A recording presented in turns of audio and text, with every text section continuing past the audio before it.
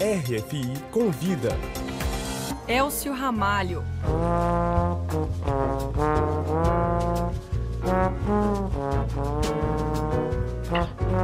Em 2019, ele completa 85 anos de idade e 65 de carreira. Percorre os palcos do Brasil e de muitos outros países com uma vitalidade incrível para exibir a arte e o seu talento com o trombone.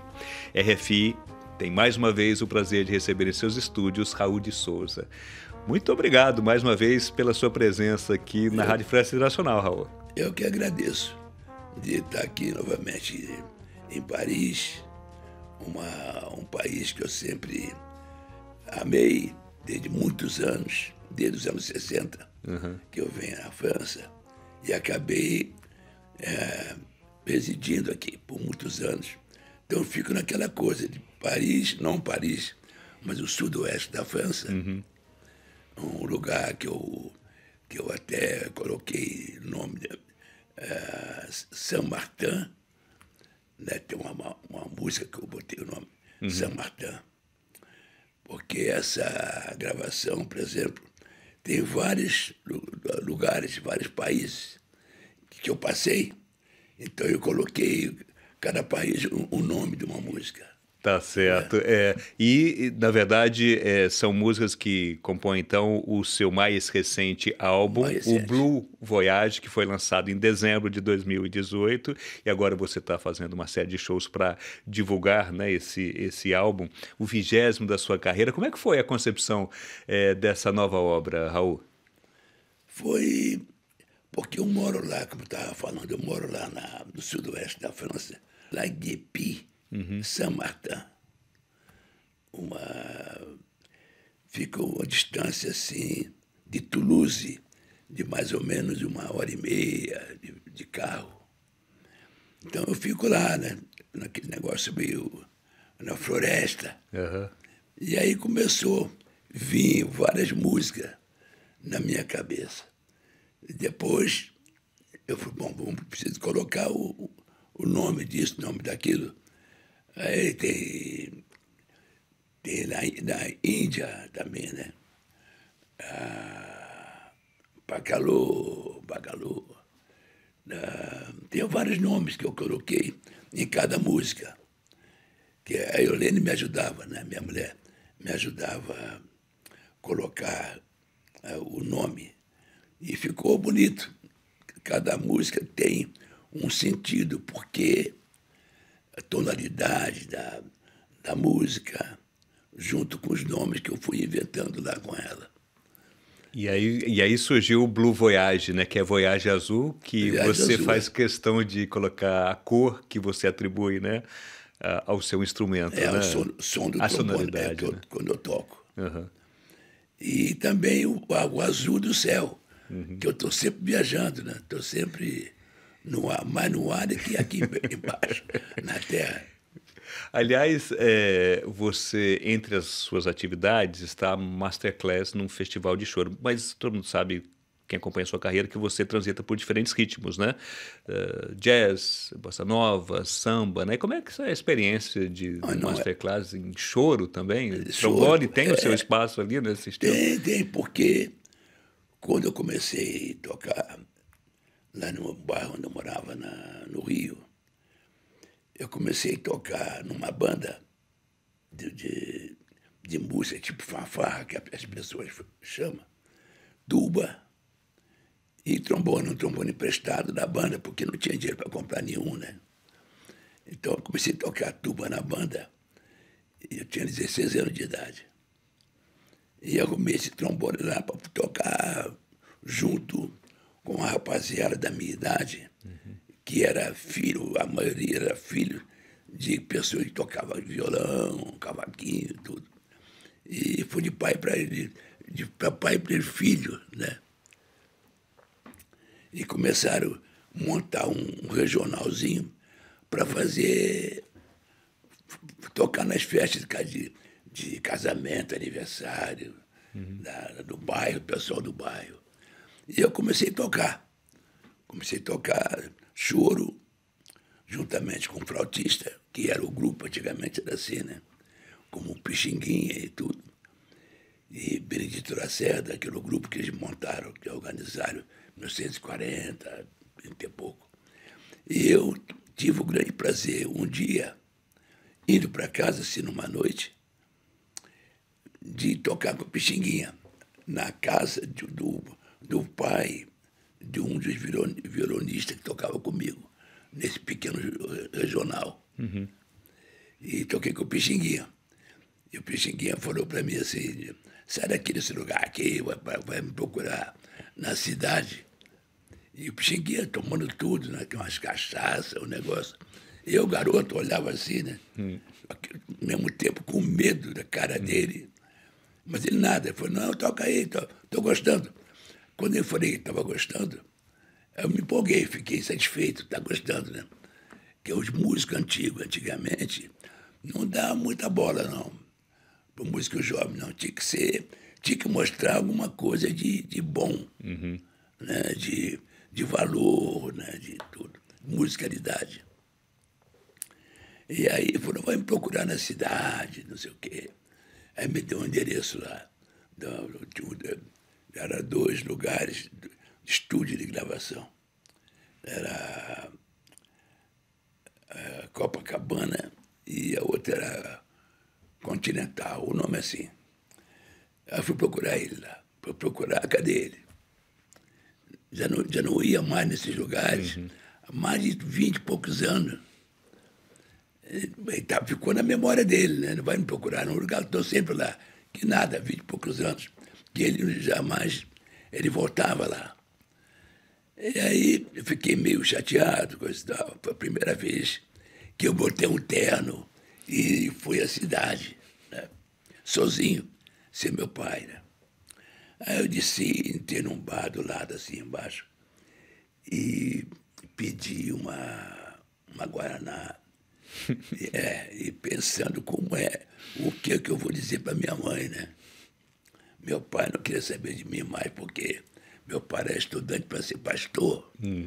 E eu me expulsei, eu próprio. O caminho da música não estava no destino que ele previa para você. Não quis mais saber de igreja.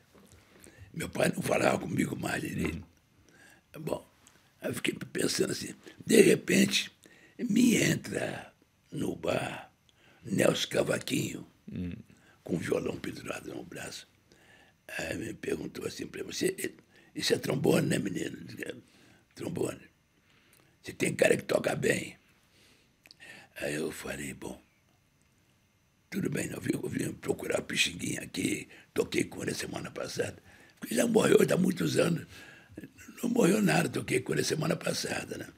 E bate papo por aqui, papo de lá. Onde é que você é? Eu sou do subúrbio. Eu também sou do subúrbio, sou da Mangueira. O nosso Cavaquinho falou, com aquela voz louca, né? Começamos a conversar, ele falou, aproveita, já que hoje para ser quarta-feira, quinta-feira, vai na Rádio Nacional e se inscreva num programa de calouro que tem lá, aos domingos, vai levantar um dinheiro aí para você. E eu inscrevo no programa do Ari Barroso. Eu digo, legal. Fui nas 2 rádios, me inscrevi. E no domingo seguinte, voltei e toquei nas 2. Ganhei na primeira, ganhei na segunda. O Ari Barroso foi melhor, que estava acumulado há 3 meses, que ninguém ganhava nada lá. E aquele foi o cara, nota enorme de 500 mil réis. Quer dizer, 500 mil, né? Aquele pacote aqui, pacote ali, que era terno antigamente, usava terno todo mundo. Aí eu cheguei em casa de volta com aquele dinheirão todo. Minha mãe, que dinheiro é esse? Eu ganhei no prêmio. E assim, porque eu estava tocando choro na época. Foi meu começo aí, que me salvou dessa montoeira de dinheiro, né? Que interessante. Agora, Raul de Souza, como eu disse, é o 20º disco da sua carreira. A que você atribui essa longevidade aí e essa capacidade sua de ter conquistado o Brasil e o mundo com um instrumento como o trombone? Eu te digo uma coisa, não foi muito fácil. chegar, eu não digo nem a idade, chegar ao ponto musical, por exemplo, de ser respeitado no mundo pelos trombonistas, como já falecido, já G.G. Johnson, que fez os primeiros arranjos da minha primeira gravação que eu fiz nos Estados Unidos, pela Maestone, o label Maestone, que era Prestige e Fantasy Record. Três gravadoras ligadas numa só companhia. E o GG e o Cannonball Adderley foi meu convidado especial. Então, no grupo tinha Jacques Dijonette, baterista, Richard Davis, baixista, e um amigo meu, conhecido em Boston, de nome Ted Lo, um chinês, pianista. E ele levei esse pessoal para gravar comigo lá na Fantasy Record, meu label Maestone. E no meio da gravação, assim, né, que terminei 2 músicas com o Cannonball, eu comecei a conversar com ele mal, meu inglês, e fazer tudo por onde ele pudesse entender o que eu queria falar para ir com ele, né? E o Cannonball atencioso e tudo. Ele entendeu. De repente ele falou assim, não se preocupe, porque eu vou convidar my brother. Aí eu falei, my brother? Que esse é teu irmão? Eu falei, tá, trompetista? Eu falei, não my brother. Irmão. My brother G.G. Johnson. Aí eu caí sentado, né? Eu estava conversando com ele em pé, né? Caí sentado na poltrona e falei, o que foi que houve? Eu sei, você não sabe. Estou com você aqui, estou com o Jacques Dijonette, com todo esse pessoal. No meu primeiro disco nos Estados Unidos, para mim é a maior glória. E você vê com essa coisa do G.G. Johnson. G.G. é meu ídolo há muitos anos, né? E o G.G. aceitou e fez os arranjos para o disco. Então eu já fiquei com todo esse pessoal, mas Cannonball Adderley como meu convidado especial e G.G. Johnson como arranjador desse disco, que eu tenho o nome de Colors. Um dos mais importantes da sua carreira, né? Esse foi, porque foi a abertura para mim nos Estados Unidos, para a minha chegada lá. Depois eu gravei outros discos, já com Jorge Duque, já a concepção do funk, por exemplo, né? Na Capitol Records, já não mais na Maestone. Agora, Raul de Souza, você acha que é devidamente valorizado no seu próprio país pela sua trajetória? Porque eu não digo nem de valorizado, porque a questão é a seguinte, era proibido o músico improvisar ou criar qualquer coisa nova. Ele tinha que ler o que estava escrito ali. Lia, estava escrito, os arranjadores escrevia de uma maneira para o pessoal dançar, quase proibindo o músico improvisar.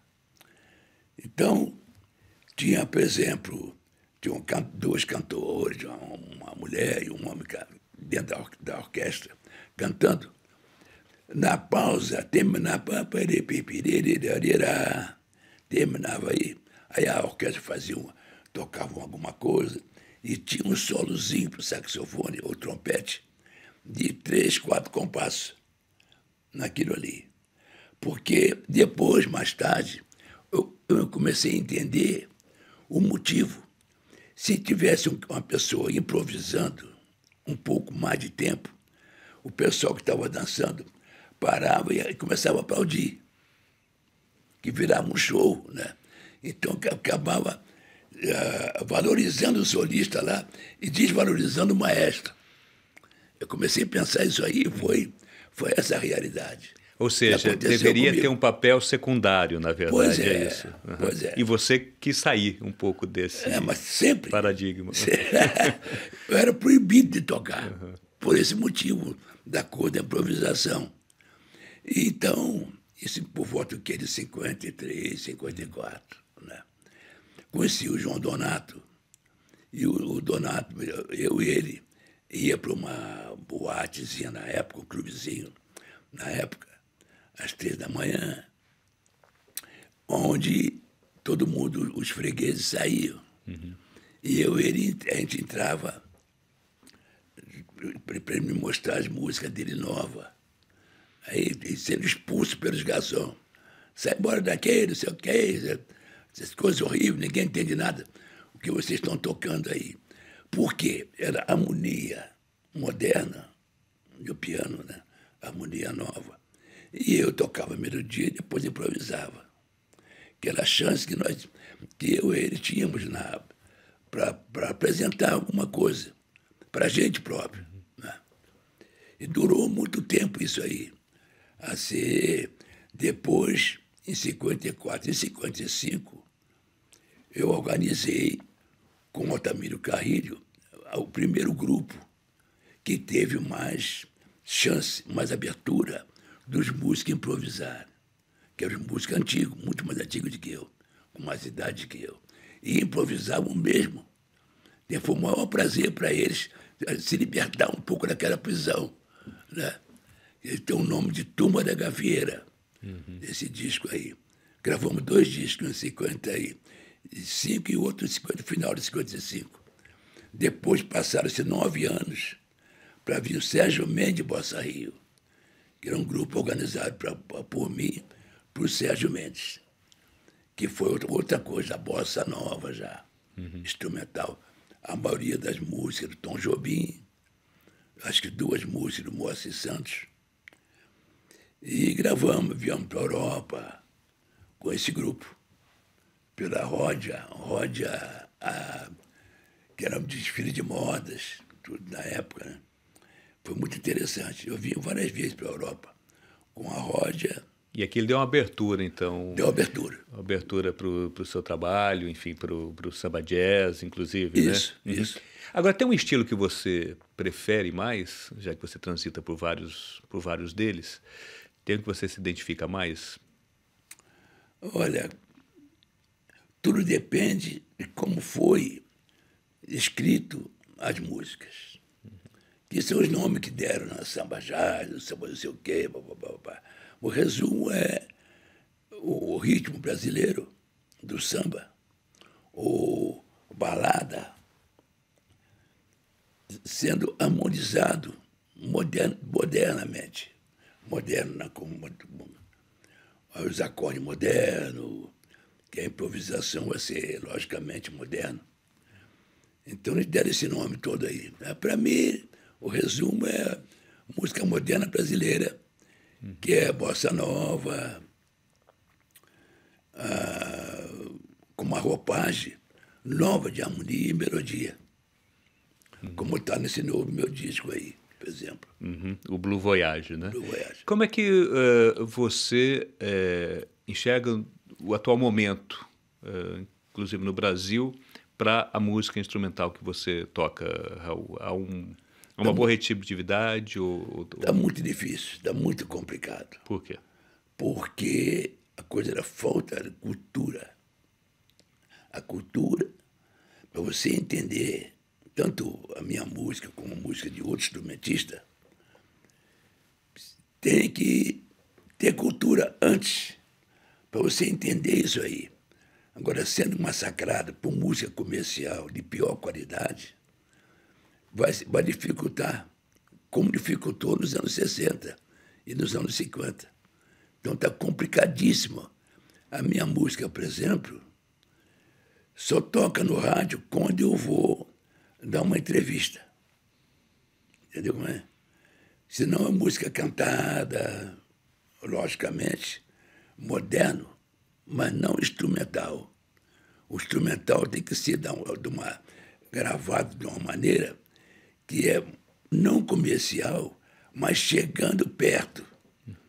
Dá uma abertura mais abrangente de consciência para tipo uma aula de música para os ouvintes.